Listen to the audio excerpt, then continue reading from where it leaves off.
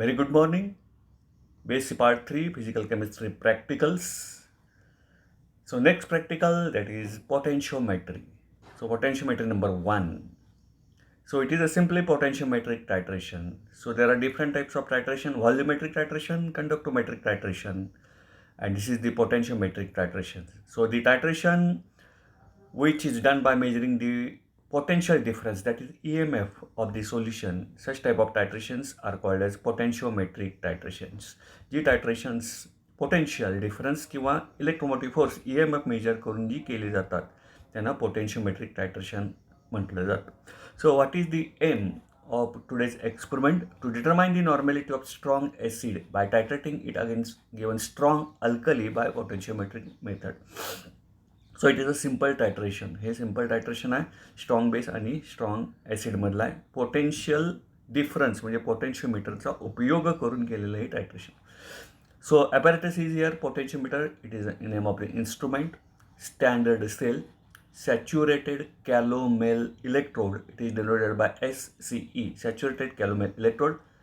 Platinum electrode. So this platinum electrode is also called as quinhydrone electrode, salt bridge, burette pipette, etc.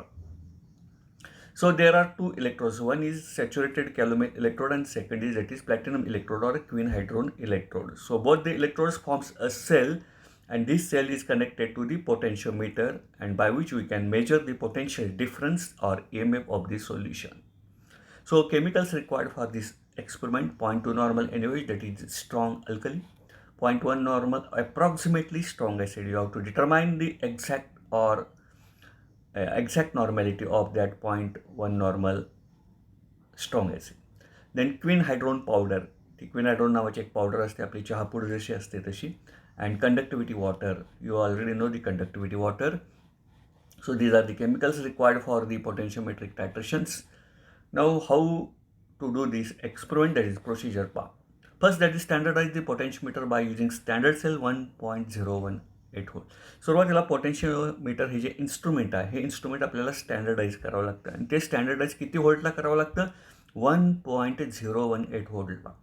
तर standard sale जो आपल्याकडे आहे त्या standard सेलचं voltage हे किती असतं? नेहमी 1.018 व्होल्ट. तो स्टँडर्ड सेल पोटेन्शियोमीटरला कनेक्ट करायचं, स्विच ऑन करायचा. तर पोटेन्शियोमीटरवर जर आपल्याला 1.018 रिडिंग दिसलं की जे स्टँडर्ड सेलचं आहे तर पोटेन्शियोमीटर स्टँडर्डाईज झाला असं समजलं जातं. तर पहिला तो पार्ट करून घ्यायचा. तो कशासाठी करायचा स्टँडर्ड? कारण रिडिंग्स आपली व्यवस्थित येण्यासाठी.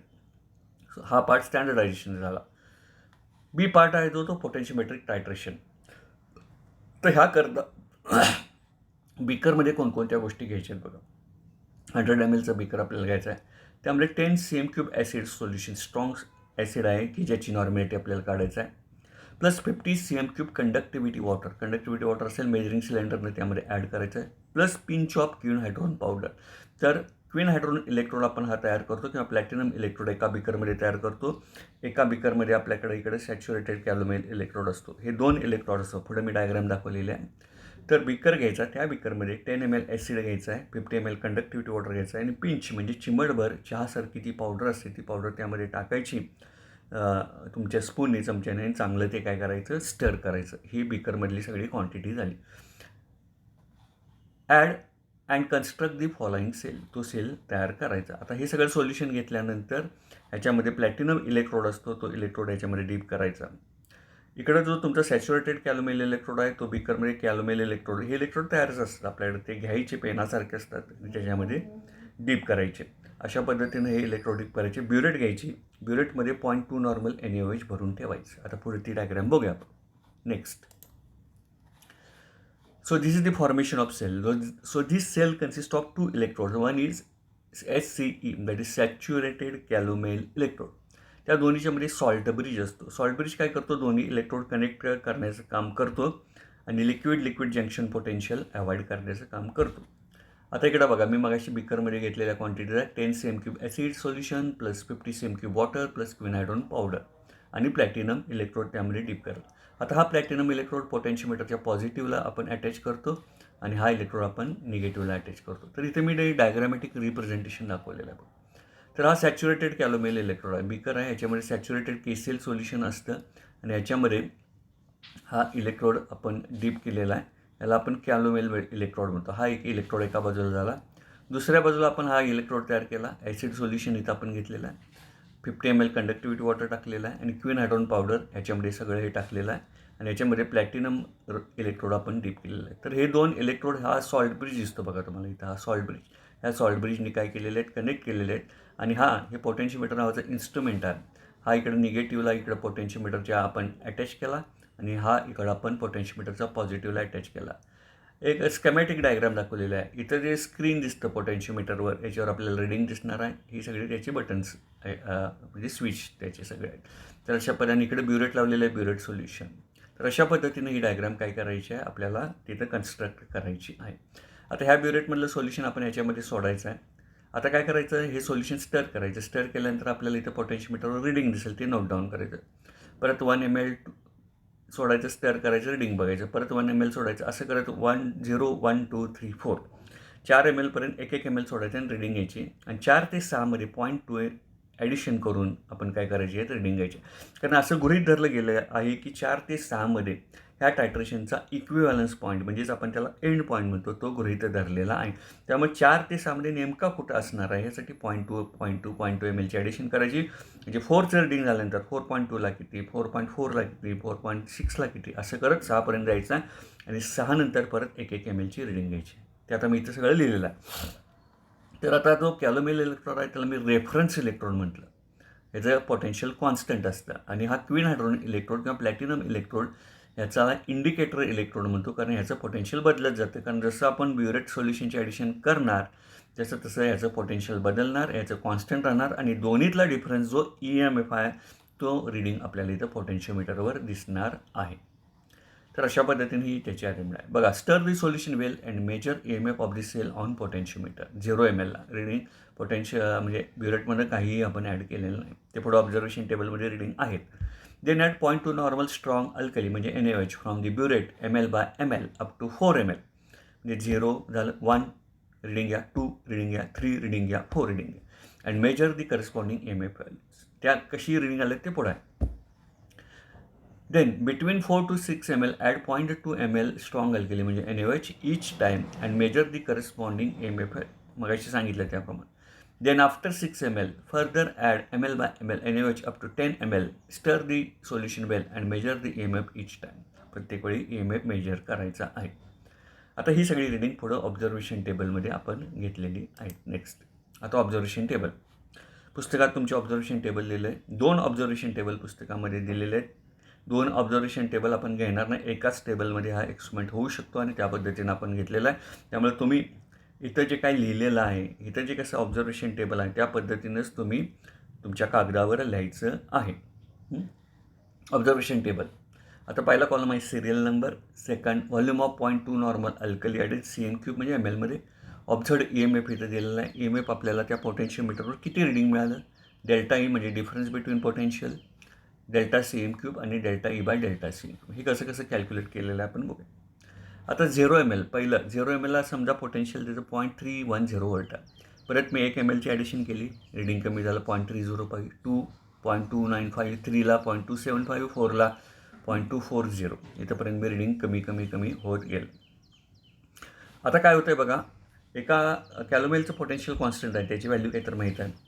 इकडचं जे इंडिकेटर इलेक्ट्रोड किंवा क्वीन हायड्रोन इलेक्ट्रोड किंवा प्लॅटिनम इलेक्ट्रोड, त्यामध्ये आपण NaOH टाकत जाणार, त्यामुळे H आयन रिप्लेस होणार, त्यामुळे त्याचं पोटेन्शियल कमी होणार. कमी कमी होत गेल्यामुळं आता हा EMF आहे दोन्ही इलेक्ट्रोडमधला डिफरन्स, म्हणजे ह्याचं कमी कमी होत गेल्यानंतर डिफरन्स आपोआपच कमी होत जाणार. म्हणताना रीडिंग हे कमी कमी होत आलेलं आहे.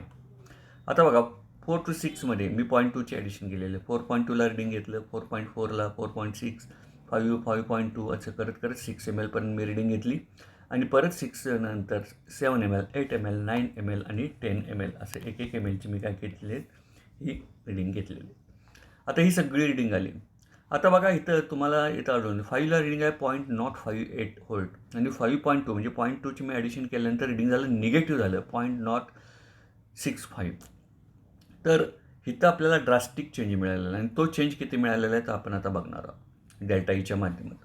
आता डेल्टा ई म्हणजे काय, 2 सक्सेसिव्ह EMFमधला डिफरन्स म्हणजे 0.310 वजा 0.305, 0.305 वजा 0.295, .295 वजा .275 ही सगळी अशी उत्तरं आलेली आहेत. आता इथे बघा .205 वजा .170 .035 आलं.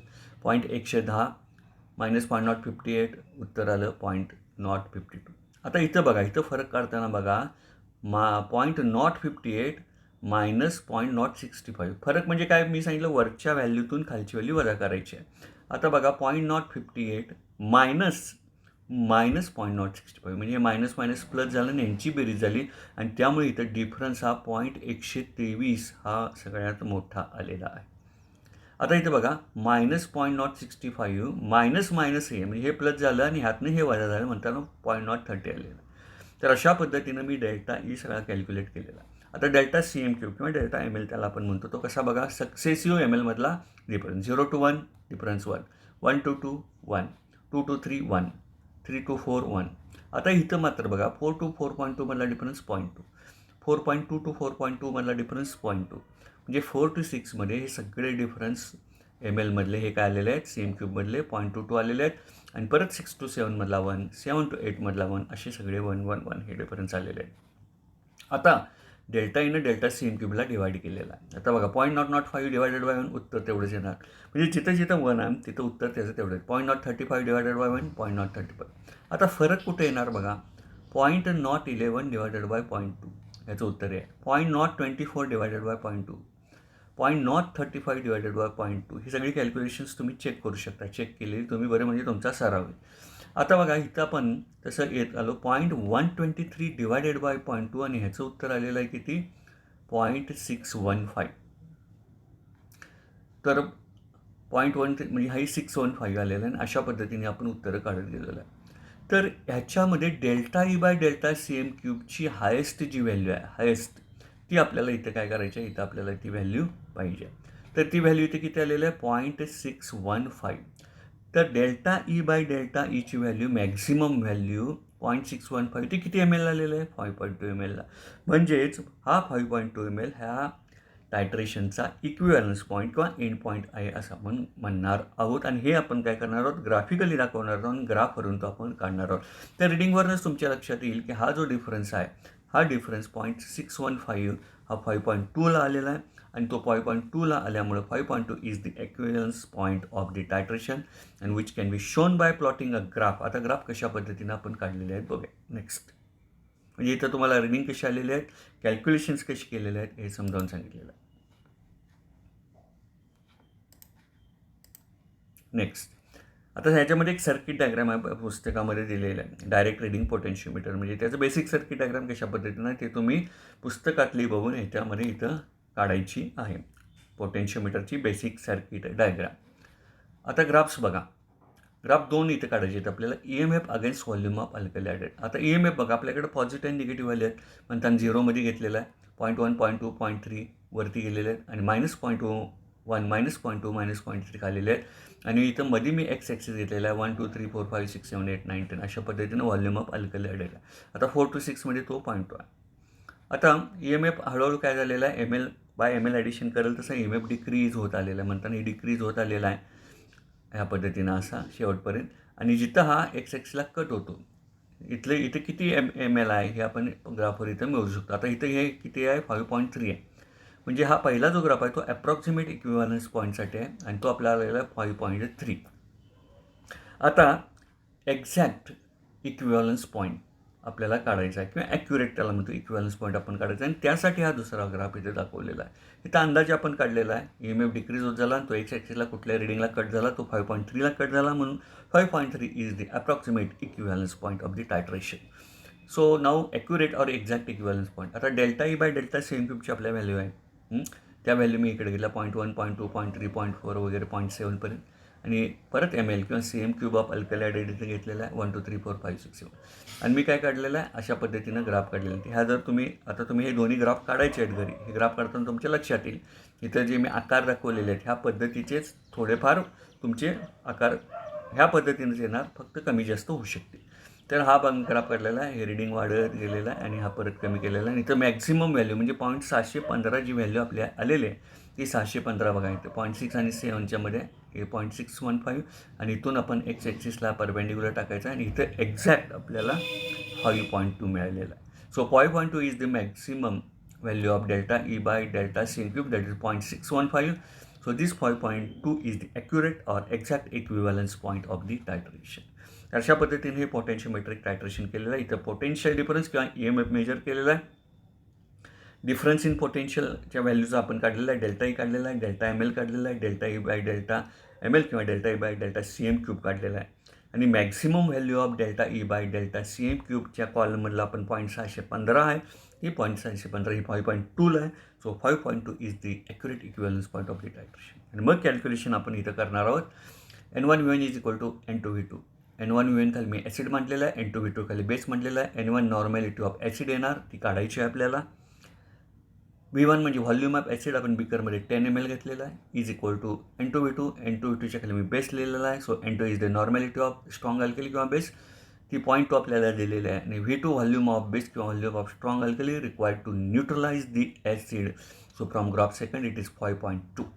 So N1 is equal to 0.104. म्हणजे अप्रॉक्सिमेट 0.1 नॉर्मल आपल्याला जी ॲसिडची नॉर्मॅलिटी दिलेली आहे त्याचं उत्तर एक्झॅक्ट कितीलेलं आहे 0.104. आणि शेवटी रिझल्ट लिहायचा आहे. Approximate equivalence point from graph first 5.3, accurate equivalence point to exact from graph 2, that is 5.2, and normality of given acid is 0.104 normal. तर अशा पद्धतीने हे पोटेन्शियोमेट्रिक टायट्रेशन केलेलं आहे. ते समजावून सांगितलेलं आहे. तुम्हाला त्याचा व्हिडिओ टाकला जाईल. आता हे सगळे एक्सपेरिमेंट तुम्हाला ह्याच्यावर व्हॉट्सअप ग्रुपवर याचे फोटो टाकलेले आहे, तसा तुम्ही लिहायचा आहे. फक्त डायग्राम जी बेसिक सर्किट डायग्राम पुस्तकात दिलेली आहे ती तुम्ही इथं काढायची आहे. रीडिंग वगैरे आहे तशी लिहा आणि उत्तरं आहे त्या पद्धतीनं काढा. तर इथं हा एक्सपेरिमेंट संपतो. उद्या आपण पोटेन्शियोमीटर सेकंड घेणार आहोत. तर स्वस्थ राहा, सुरक्षित राहा, अभ्यास करत राहा, सॅनिटायझरचा वापर करा, मास्कचा वापर करा, बाहेर पडताना अत्यावश्यक असेल तरच बाहेर पडा, सोशल डिस्टन्स नियमाचं पालन करा. Have a nice day. Thank you very much.